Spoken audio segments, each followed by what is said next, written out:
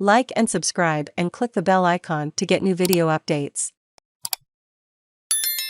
What we know about the UN-led Azovstal steel plant evacuation in Mariupol. Civilians have been evacuated from Mariupol's Azovstal steel plant, where hundreds of residents and Ukrainian soldiers have been holed up after Russian forces captured the coastal city.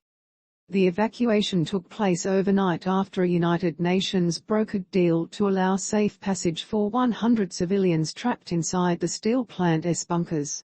United Nations Secretary-General Antonio Guterres visited Moscow last week and had a frank discussion with Russian leaders about the war in Ukraine and pressured them to allow an evacuation. Russian President Vladimir Putin last week gave in principle approval for the operation, which was supported by the International Committee of the Red Cross, ICRC, and the UN. So what exactly do we know about the Azovstal steel plant evacuation? Who are the 100 evacuees? Humanitarian officials have not revealed too much about the evacuees as not to jeopardize their safety and compromise the evacuation convoy. However, images of the operation showed most evacuees were women, children and the elderly. Not all civilians were evacuated from the steel plant, with hundreds still believed to be trapped in the facility as Soviet-era underground bunkers. Some evacuees who emerged from the steel plant said they feared the bunker they were sheltering in would collapse under the ferocity of Russian bombing.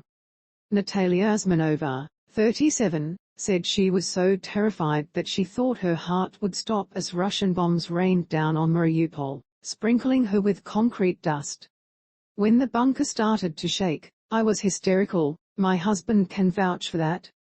I was so worried the bunker would cave in, Ms. Uzmanova told Reuters. She recalled the lack of oxygen in the shelters and the fear that had gripped the lives of people hunkered down there. Space to play or pause, M to mute, left and right arrows to seek, up and down arrows for volume. Did they just walk out of the plant? Video posted online by Ukrainian forces showed elderly women and mothers with small children bundled in winter clothing being helped as they climbed up a steep pile of debris from the plant's rubble via ladders. Some were seen bringing their pets and bags filled with their belongings.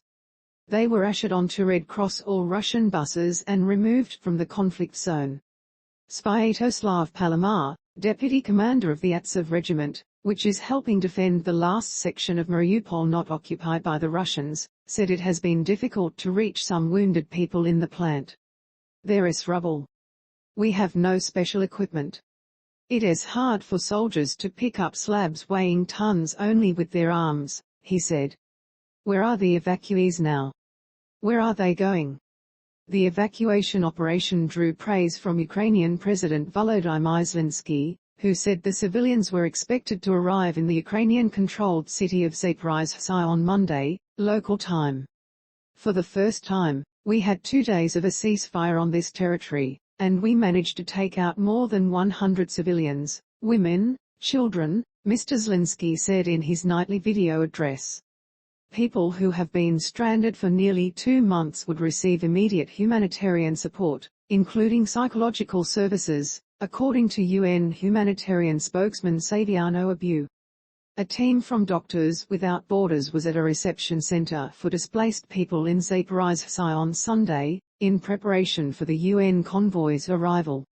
Civilians also arrived on buses in a convoy, with UN and Russian military vehicles at the Russian-held village of Bezemen, around 30 kilometers east of Mariupol, where a row of light blue tents had been set up. Space to play or pause, M to mute, left and right arrows to seek, up and down arrows for volume. Who's next?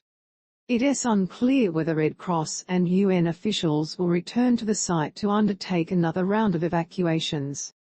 On Sunday night, Denis Schleger, the commander of the 12th Operational Brigade of Ukraine's National Guard, said in a televised interview that several hundred civilians remain trapped, alongside nearly 500 wounded soldiers and numerous dead bodies.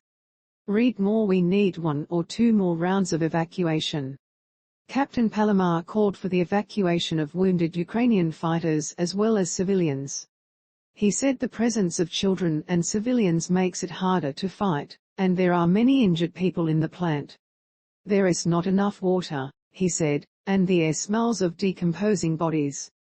The fighters in the plant will continue to resist until they receive an order not to, Captain Palomar said. The best solution in this situation is our evacuation. Does it make a sense to continue carrying this massacre? He asked. What happens now?